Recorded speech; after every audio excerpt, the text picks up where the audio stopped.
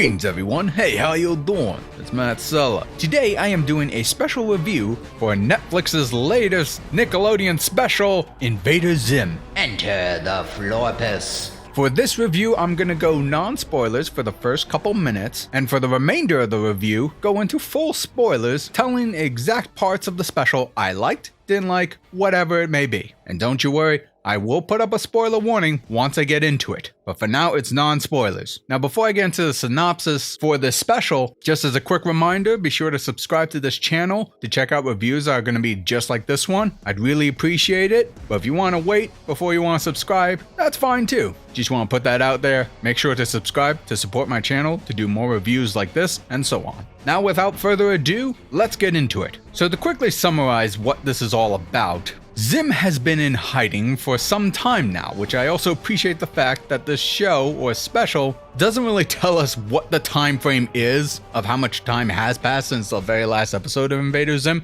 back in 2006 to now. It's kind of implied that maybe a few months have passed or maybe even a year, who knows? So I am kind of happy that this special doesn't really ground itself in a specific year, as I do not think the original show did that as well, which is interesting in contrast to the Rocko's Modern Life Static Cling special we had last week, which clearly defined that 20 years has passed since the last episode of Rocko to the special we got recently. But anyway, so now Zim is coming out of hiding. He thinks he came out with a great plan to make the tallest appreciate the fact that he's going to invade Earth, all for the Urkin Empire. And Dib, who has been watching Zim for a long time, is quite out of shape and decides to finally get out of the chair and do something about Zim's latest evil plan, which all has to do with something. And that is the general summary that I will give, because as the special unfolds, a lot of interesting twists and turns happen, but I won't get into it too much here. But to continue the non-spoiler summary,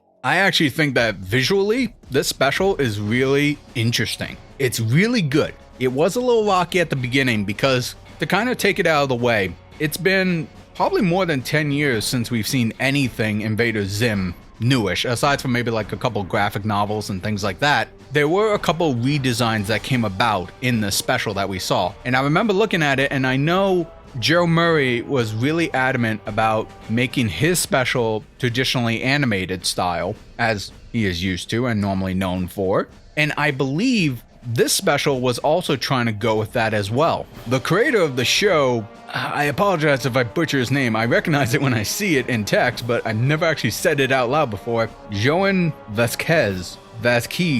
Now I'm just gonna put the name on the screen right now. That guy, I assume, has a very traditional 2D background, and it certainly showed in the special. However, because of the more modern, crisper designs, which I'll put on the screen as well, there are some differences. It's a little bit more rounder, it's a little bit more cutesy and colorful, but it still has his signature, dare I say, gothic style, or kind of, I know, because I remember as a kid, in Hot Topic, there were a lot of Invader Zim merch there, which is probably where I got most of it anyway. But I guess there's that cult connection there of like how dark and emo edgy Invader Zim kinda is, even though it's more of a cynical show with a bit of humor. The point is, it is a little bit more modernized, but still holds that heart of what made Zim dark comedy material. And a lot of the voice actors return, which is pretty cool, I think. And it still carries that sense of humor, and it's still kind of a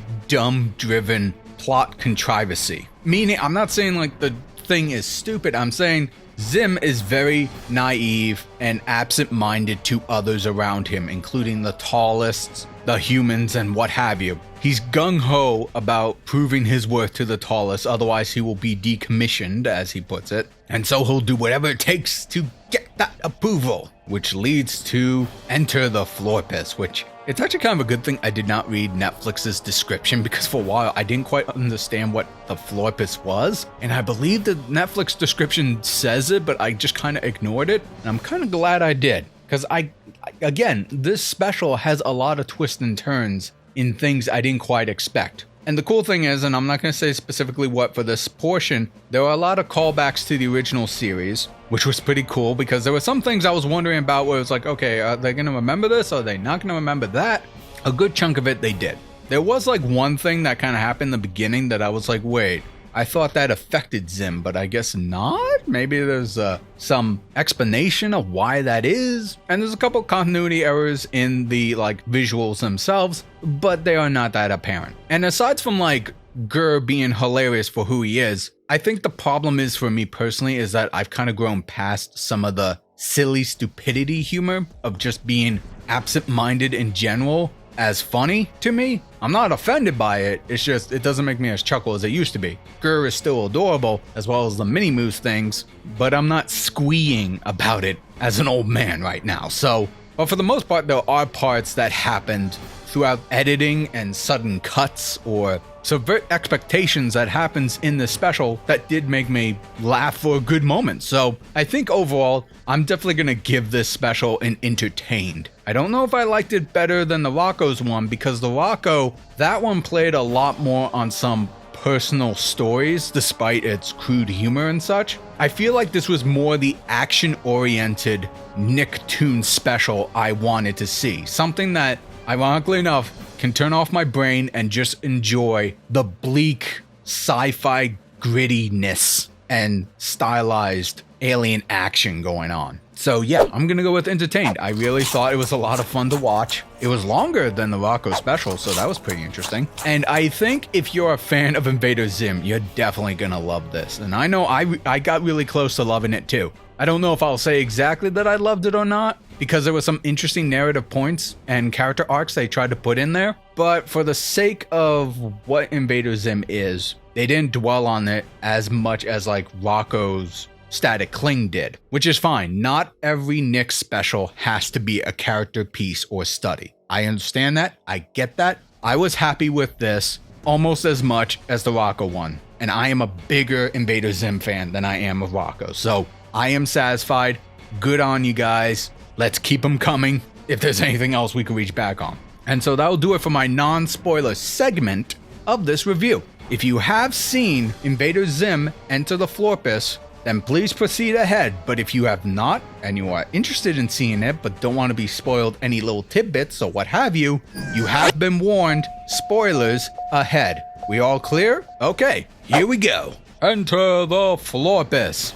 So first things first, that intro of summarizing who might be unfamiliar with the original run of Invader Zim, the graphic novel introduction style, was so goddamn rad. I freaking loved it. I like the fact that it kind of had a little bit of that manga look to it, but still had that American comic style as well, where the lines and everything was like all pencil sketchy and all that stuff was amazing. I love that. I love how fluid it was. I love the tonal shifts and all that. I thought that did a fantastic job summarizing the show, or as like a catch-up for anyone who has seen it many years ago, which is kind of the boat I'm in, saying, oh yeah, that was pretty much the basic premise of the show. And I thought that was really good. Going back to the visual style, like I mentioned before, like I remember seeing the father, he looked a lot more stockier for some reason. I mean, it was even interesting to see him kind of get electrocuted and see that he actually has a very short torso and long legs. I thought that was kind of funny. And like I said before, I kind of pulled up an image showing the comparisons that I found online, which I thought was really interesting. They definitely made her a little less darker. Like, she has dark moments, but she's more forgiving and more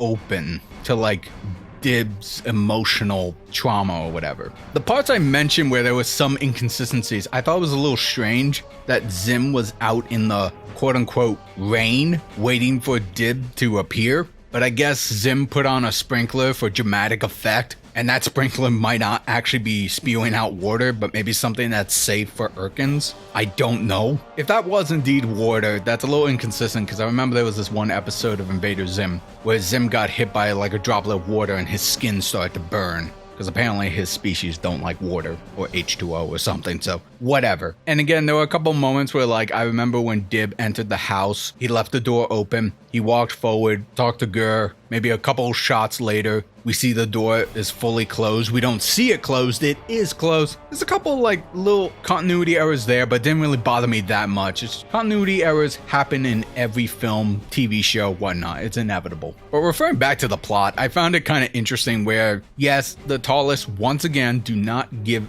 a poo about Zim, kind of hate the guy, and when we cut back to their armada, because I remember that's what they were using to like take over everything, they're just going in a straight line, destroying any planets that happen to be in their path, which is not really a great strategy for conquering the universe, but whatever. It was also kind of funny to see. I didn't expect the tallest ship to be that big as it was destroying planets, or those planets are just that small, which I guess barely makes them moons, but whatever. But it was also interesting to me that this special was really kind of setting up an arc between Dib and his father, which I remember in the show, he was just kind of there as a science guy. Everything's about science being dramatic, and I thought he was really cool for that, but he was just there. In this one, it was really interesting to establish that the father was like really hoping that Dib would go past his aliens and ghost phase and start going into real science.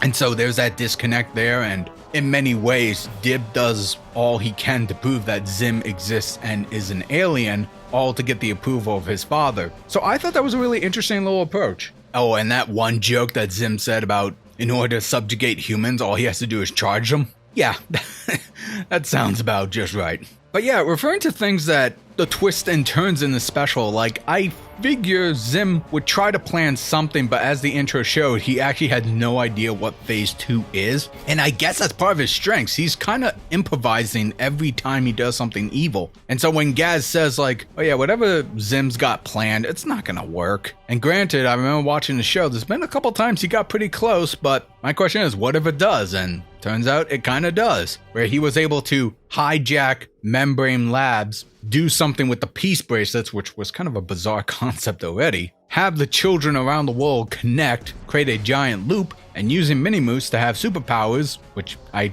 totally forgot Mini-Moose was a thing, I'll be honest with you, caused a quantum jump of teleporting the planet right into the path of the tallest, which I thought was a really interesting turn I didn't expect. Because I remember during the scene when Zim was like, okay, computer, could you tell me the flight plan of the Armada and let me know how close Earth is to it, just so I know? And after a little while, Zim learns, the Earth is like a zillion light years away. Not even in the path of the tallest Armada. And he was genuinely depressed about it until he learned about the bracelet thing. So it was kind of cool to see that he actually did have that realization that the tallest just don't care about him at all. Well, maybe not entirely, but he got a hint that he would only end up failing them anyway. So the fact that he teleported the planet right into their path was something I didn't expect, because honestly, when he created that circle and then used the Mini-Moose to power it, I actually thought he was creating a portal to force the Armada to appear right next to Earth, and the whole invasion thing would just kind of commence there or something. I was expecting that, not the actual teleporting the planet to them, which I thought was really a good twist I did not expect. And of course, this reckless teleportation technology created a black hole, which Zim decides to call a Florpus for some reason. Interesting enough, the Urkins actually just called it a space hole, so I guess Zim just likes to improvise fancy words that don't sound fancy at all. But kind of funny, when he took over the Membrane Labs, the dad was knocked out and thrown into nowhere. No, I'm kidding. Was sent to space prison. A cool callback to Tak's ship. Dib still has it and is able to find a way to repair it and fly off to save his dad, which when they finally reunite, his dad just kind of goes with it, assuming that everything is just a mass hallucination after being hit on the head. All the aliens, all the weird tech. We get a little bit of that going on, of building that relationship where Dib is trying to reach out to his father. Father's like, this is very interesting. It's not real, but it's really almost believable. And so there were a lot of cool moments there. And not as strong as a Rocco special, but it was kind of cool to see that in some parts, Dib's father, after hearing Dib saying like, I'm just trying to do this so you can finally be proud of me. And the father does the typical line of saying like, Dib, I'll always be proud of you, man. And so there were kind of sweet moments like that. It wasn't like heart to heart too much there, but it definitely established that this is the motivation for some of these characters. But to kind of wrap up more on the visual stuff, because I could probably go on and on with all these points that I made, I think some of my favorite parts, especially near the end, where they got the Mini-Moose, Dib, Gaz, and the father, and are trying to like unite the children again, and then use the Mini-Moose to power the portal to teleport Earth back to where it was. As they approach the Florpus hole, their reality, or at least the visuals of their reality, starts going haywire crazy, and I bet the animators and artists loved the tearing reality apart scene. just so they could animate the characters in different styles. Because I know I would, and I remember looking at the credits at the end of the special, they actually had a stop motion animation team, which was pretty rad. They had so many different looks to them. I thought it was great. And I probably missed a few, but I'm willing to bet there's a couple little Easter eggs in those moments because some of the characters go really crazy. And I often wonder if any of them are like a callback to other Nickelodeon shows or eras of animation. I bet if I ask some of my animator friends who may have seen it, I'm willing to bet they were able to spot some of these things because I'm really curious about that. And if in the comment section below, if you notice some of those style callouts, let me know because I really want to know. Oh, and one thing that really reached out to my heart and just made me feel warm is near the very end of that tense moment, they actually put in flashes of pencil test animation for the special. You could see the timing and the numbers and all that stuff, like with the blue pencils, the red pencils to kind of differentiate arcs and like background settings and all. I just love that. That made my heart flutter, man. That was great. I loved it. And it was just funny to see it end all with the Urkins like, oh cool, the Earth moved out of the way. We were gonna blow it up because screw it, we want to keep going straight. But no, Earth just vanished and they're like, cool, we could keep going straight. And then they go straight into the space hole and evaporate. Or rather, they just end up between dimensions. So I guess that's the end of the Armada. They really are an absent-minded race of invaders, Or at least they're very stubborn. They're very stubborn. Although I do feel bad for that one Armada driver who was like, can we just like turn around it so we can just resume? And the tallest was like, why would we ever do that? Let's just keep going straight. Turning is so boring. I don't know, man. It's like I've watched so many sci-fi shows and things like that where if you really think about it, and again, this is a comedy, a little bit of a satire, I get that. But if these Urkin guys ever cross paths with like other hostile aliens, they would probably get their asses kicked. I'm sorry. I mean, these guys are great, they're hilarious, but they're not that bright. They just go forward and blow things up. I don't know. Anyway, the point is, it was hilarious. And I think overall, yeah, I still stand. I was very entertained, almost borderline loved it, but I was very close. Again, I think this special did everything I wanted it to do and more. Richard Horvitz reprising his role as Invader Zim is always a treasure to me. I love that guy. I really hope we'll get more of him in more stuff soon, but we'll see. And I don't know if they'll do more specials or not. They kind of left it in the air that it could continue, but personally, I don't know.